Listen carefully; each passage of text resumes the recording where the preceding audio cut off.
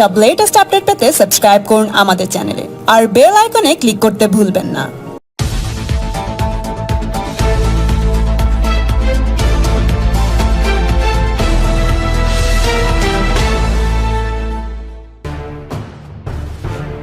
সম্প্রতি কিছুদিন হলো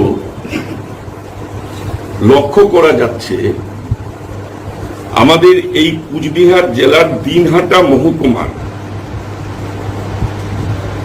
দিনহাটা শিশু মঙ্গল সমিতি নামক একটি সংস্থার পক্ষ থেকে করোনা আক্রান্ত শিশুদের চিকিৎসা পরিকাঠামোর উন্নতিকল্পে প্রচুর চাঁদা তোলা হচ্ছে এবং সেই চাঁদা তুলে তহবিল সংগ্রহ করার অভিযান চলছে। এই দিনহাটা শিশু মঙ্গল সমিতি সম্পাদক পদে দিনহাটার পূর্বতন তৃণমূল কংগ্রেসের বিধায়ক সম্মানীয় শ্রী উদয়ন গুহ মহাশয়ের নাম তাতে লিপিবদ্ধ করা আছে। স্কুলে শিক্ষক শিক্ষাকর্মী এবং সরকারি বিভিন্ন দপ্তরগুলোতে যারা কাজ করেন তাদের থেকে এক প্রকার জোর করে ন্যূনতম চতুর্থ শ্রেণীর কর্মচারীদের জন্য 1000 টাকা বা তার উপরে 2000 টাকা করে তোলা হচ্ছে। আমাদের কাছে এমন প্রমাণও আছে যে স্কুলের কোন স্কুলের প্রধান শিক্ষকরা নোটিশ জারি করেছেন,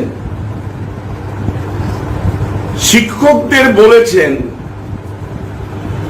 যে ন্যূনতম 2000 টাকা করে এই তহবিলে দান করতে হবে। এটা হলো ন্যূনতম, উপরে যদি আরো কেউ বেশি দিতে চান তাহলে তারা দিতে পারেন, দিতে হবে। প্রধান শিক্ষক এ ধরনের নোটিশ জারি করতে পারেন কি? সংবাদপত্রে প্রকাশিত খবর অনুযায়ী দিনহাটা মহকুমা হাসপাতালে বিশেষ শিশু কেয়ার ইউনিট তৈরি করার জন্য এই টাকা তুলছেন দিনহাটার পূর্বতন বিধায়কের নিজের তৈরি একটি সমিতি। রয়েছেন ডাক্তার রঞ্জিত মণ্ডলের নাম, যিনি দিনহাটা মহকুমা হাসপাতালের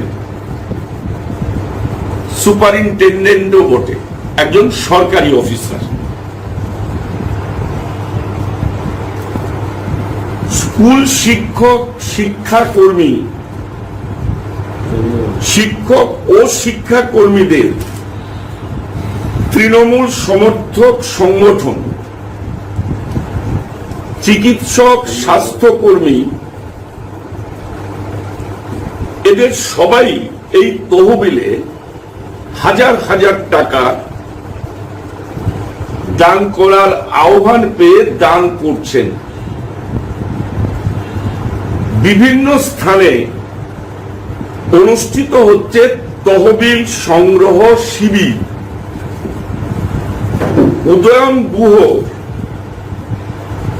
সোশ্যাল মিডিয়া এবং আমাদের কাছে পৌঁছানো বিভিন্ন রসিদের কপি সহজেই অনুমান করা যায় তহবিলে জমা পড়া এই টাকার অঙ্ক লাখ লাখ পেরিয়ে কয়েক কোটিতে পৌঁছাতে পারে। করোনা আক্রান্ত শিশুদের চিকিৎসার পরিকাঠামো উন্নতির মতো মহান উদ্যোগের নামে এই অর্থ সংগ্রহ অভিযান সাধারণ মানুষের মনে কিছু প্রশ্ন উকি দিচ্ছে। অর্থাৎ প্রত্যক্ষভাবে তৃণমূল কংগ্রেস বা তার নেতারা মানুষকে স্বাস্থ্যের নামে বিভ্রান্ত করে একটা ব্যবসা চালাবার পরিকল্পনা করেছে। আমি তার তীব্র প্রতিবাদ করছি। আমাদের মনে রাখতে হবে, বামফ্রন্টের আমলে কুচবিহারের এই জনৈক মন্ত্রীর সুপুত্র পশ্চিমবঙ্গ বীজ নিগমের সাথে ব্যবসা করতে গিয়ে ভেজাল বীজ রাজ্য সরকারকে সাপ্লাই দেওয়ার পর পশ্চিম বাংলায় ওই বীজে কোনো ফলন না হওয়াতে বাংলার চাষিরা খেতে আগুন দিয়ে সেই ফসল পুড়িয়ে দিয়েছিলেন। আবার কি তার পুনরাবৃত্তি চলছে? আমাদের কুচবিহারে অভিজ্ঞতা, স্বাস্থ্য মেলার নামে দিনহাটাতেই একটা মেলা হয় প্রায় প্রতি বছর। তাতে বিভিন্ন কর্পোরেট হাউস সেখানে অর্থ দিয়ে সেই মেলায় অংশগ্রহণ করেন।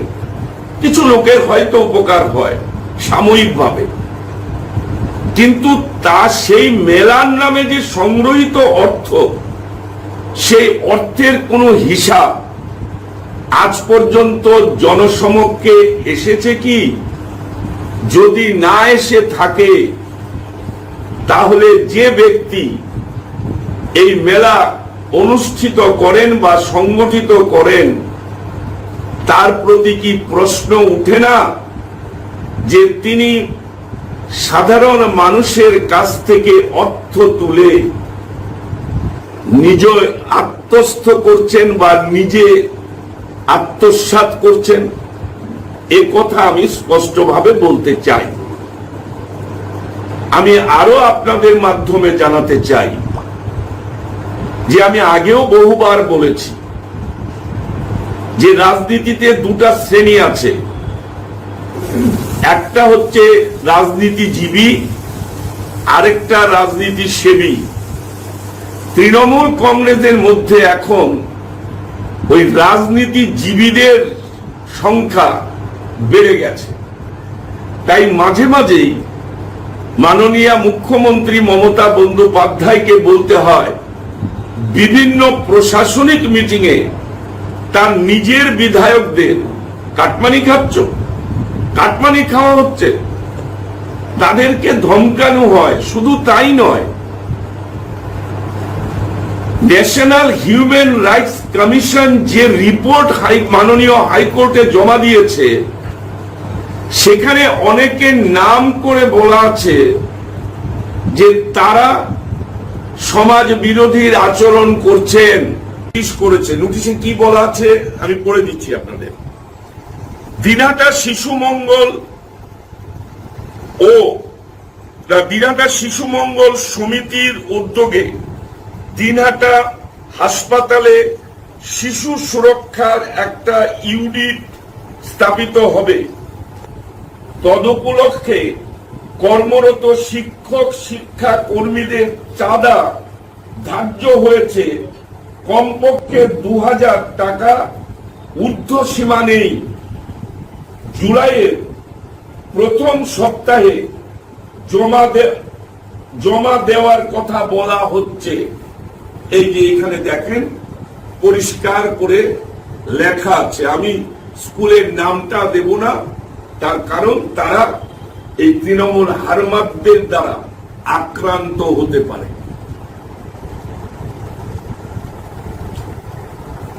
সরকারি সিল মারা ব্যক্তিদের নিয়ে যদি মিটিং করা হয়, তাহলে তো সেটা জোর করেই তোলার সমসাময়িকই হবে। সমানই হবে। আমার কাছে শুধু আমার মুখের কথা নয়, আমার কাছে যথেষ্ট প্রমাণ আছে।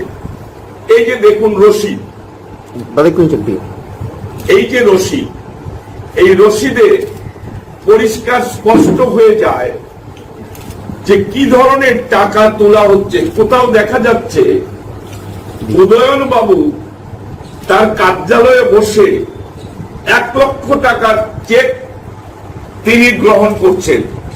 কোথাও দেখা যাচ্ছে উদয়ন বাবু তার কার্যালয়ে বসে 20টা ছবি আছে, একটা নয়। আপনারা এটা ভাববেন না যে আমরা একটা ছবি দেখাচ্ছি, অনেকগুলো ছবি আছে।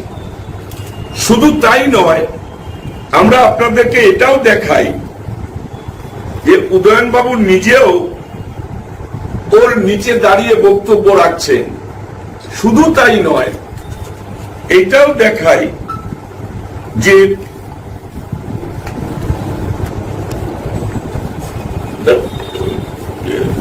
স্বাস্থ্য সুপারিনটেন্ডেন্টের ছবি।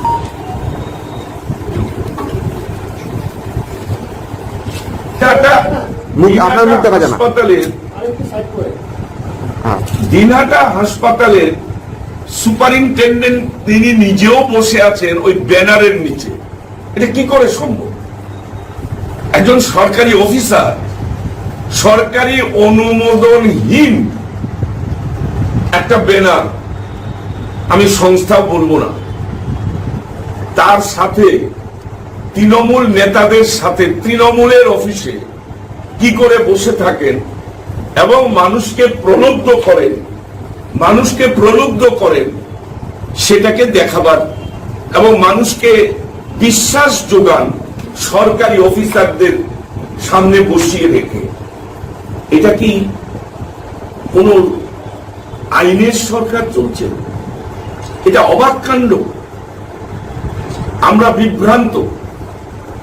পশ্চিম বাংলার এই সরকার শুধু জঙ্গলের রাজত্ব কায়েম করেনি, পশ্চিম বাংলার এই সরকার একটা রাহাজানি এবং চুরির সহজ পন্থার রাজত্ব কায়েম করেছে। সুতরাং বাংলার মানুষ এর বিরুদ্ধে অবশ্যই গর্জে উঠবে। বিজেপির পক্ষ থেকে আমরা যেমন বিধানসভায় লড়াই করব, আমরা এ ব্যাপারে আমরা যেমন বিধানসভায় তুলব, আমরা আমাদের পরিষদীয় দলনেতা মাননীয় শ্রী শুভেন্দু অধিকারীর নেতৃত্বে আমরা দিল্লি যাব, বাংলার নির্বাচন পরবর্তী সন্ত্রাসের কথা বলবার জন্য প্রধানমন্ত্রী, স্বরাষ্ট্রমন্ত্রী এবং রাষ্ট্রপতি মহোদয়ের কাছে। তার সাথে সাথে বাংলার এ ধরনের দুর্নীতির কথা আমরা আমাদের স্বরাষ্ট্রমন্ত্রীর কাছে আমরা বিশদে বলবার অবশ্যই চেষ্টা করব। যে সরকার নিশীথ প্রামাণিককে ভয় পাচ্ছে, একটা কথা বলি, নিশীথ প্রামাণিক শুধু স্বরাষ্ট্রমন্ত্রকের প্রতিমন্ত্রী নয়, তিনি যুব এবং ক্রীড়া দপ্তরেরও প্রতিমন্ত্রী। আমার মনে হয় আমাদের উত্তর বাংলা বিভিন্ন বৈদেশিক রাষ্ট্রের বিভিন্ন বর্ডার দিয়ে ঘেরা। প্রধানমন্ত্রী যশস্বী মোদীজি হয়তো চিন্তা করেছেন একদিকে ভারতের অন্দরে বিচ্ছিন্নতাবাদী শক্তি, বিশেষ করে উত্তর বাংলাকে করিডোর করে, আরেকদিকে বৈদেশিক শক্তি যারা ভারতকে টুকরো টুকরো করতে চায়, তাদের আশ্রয়স্থান হয়ে গেছে বামফ্রন্ট আমল থেকে তৃণমূলের আমলে এই উত্তর বাংলা সহ পশ্চিম বাংলা।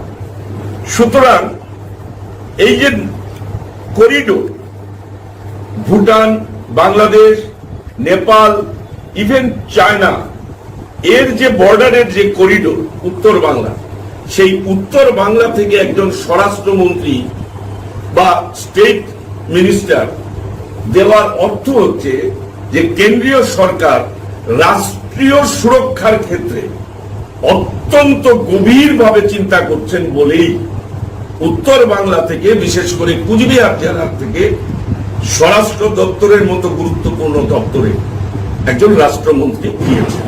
এটা তো আমাদের গর্বের ব্যাপার। এবং আমাদের এটা আরেকটা কথা বলি, আমাদের জীবন সম্পত্তি এবং আমাদের সার্বভৌমত্ব রক্ষার ক্ষেত্রে আমরা আরো বেশি উত্তর বাংলার মানুষ সমৃদ্ধ হলাম, শক্তিশালী হলাম বলে আমি মনে করি। দুর্ভাগ্যজনক ভাবে লক্ষ্য করছি যে আমরা উত্তর বাংলার মানুষ হিসাবে গর্ব অনুভব করতে পারবার যে কারণ, কেন্দ্রীয় সরকারের যশস্বী প্রধানমন্ত্রী উত্তর বাংলার মানুষকে দিয়েছেন।